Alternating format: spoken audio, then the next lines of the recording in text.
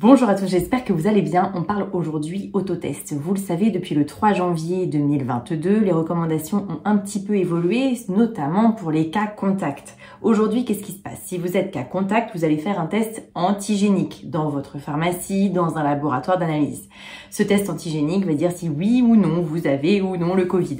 Si vous êtes bien négatif, vous allez continuez à vous surveiller en faisant des autotests cette fois à J+2 et J+4 et ces autotests seront remboursés par la sécurité sociale. Donc comment faire les autotests? C'est la question qu'on se pose et qu'on va voir ensemble aujourd'hui. Mais attention, il n'y a pas que les cas contacts qui font des autotests, tout le monde peut le faire. Donc on arrive aux autotests. Vous avez donc un petit tube, une petite fiole.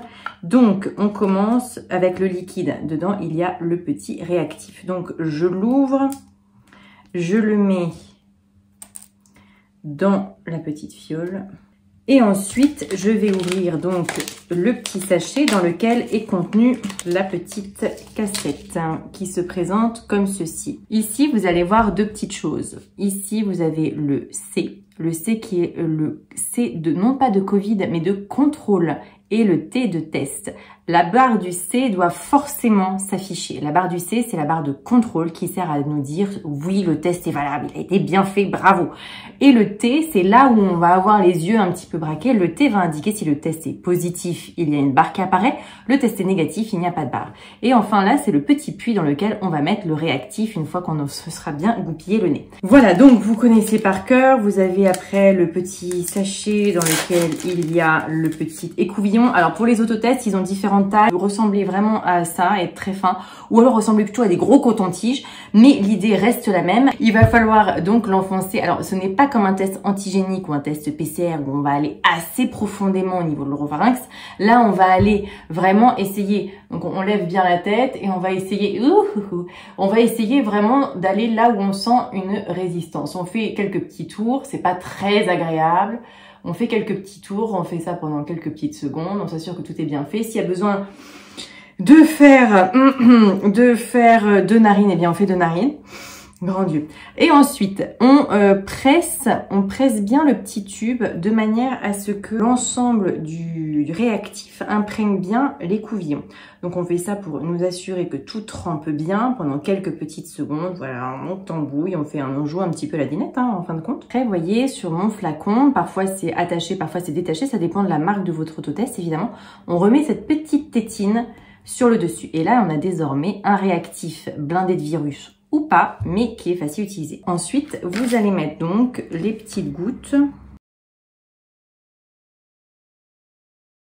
Donc on met 3-4 gouttes dans le petit puits donc qui est ici.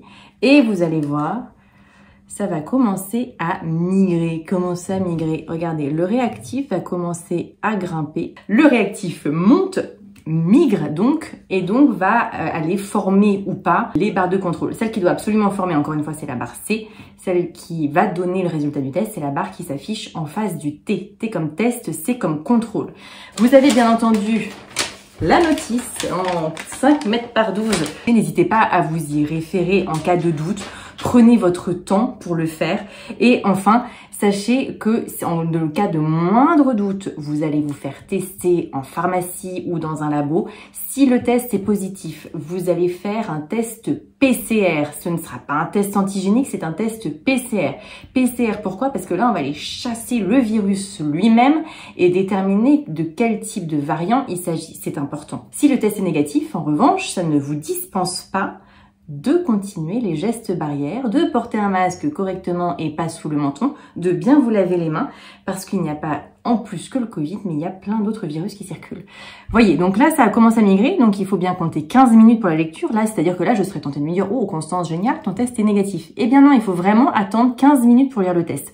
Là, on voit bien que la barre contrôle est bien apparue. Vous voyez, ça va très vite. Mais il faut bien attendre 15 minutes pour la lecture finale et définitive du test. N'hésitez pas à nous poser toutes vos questions sur les autotests ou sur tous les autres sujets.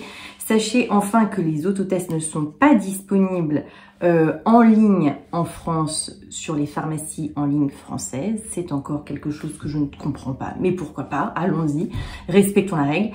Mais pour toutes vos questions, vous n'hésitez pas à vous connecter sur le site lasanté.net. Prenez évidemment bien soin de vous et je vous dis à très bientôt. Bye bye.